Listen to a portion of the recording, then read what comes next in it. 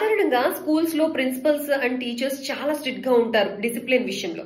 So ఇలా discipline విషయంలో strict గా ఉండడం ఈ రోజుల్లో ఇంకా కామన్ అయిపోయింది. ఎందుకంటే స్టడీస్ తో పాటు డిసిప్లిన్ కూడా అంతే ఇంపార్టెన్స్ ఇవ్వడం స్టార్ట్ చేశారు కాబట్టి. హర్యానాలోని హిసార్ అనే ప్రాంతంలో హెయిర్ కట్ చేసుకోవాలని, క్రమశిక్షణగా ఉండాలని ఒక ప్రిన్సిపల్ ఇద్దరు స్టూడెంట్స్ కి చెప్పడం జరిగిందట.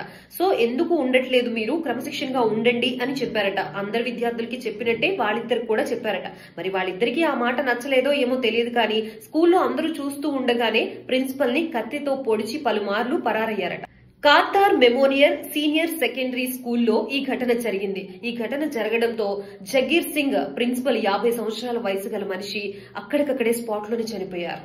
సో ముందుగా మాట్లాడుకున్నట్టు వాళ్ళిద్దరూ 12th క్లాస్ స్టూడెంట్స్, మైనర్లు కాబట్టి తట్టు పరారయ్యారు. సో వాళ్ళని పట్టుకోవడానికి పోలీసులు గాలింపు చర్యలు చేపట్టారు.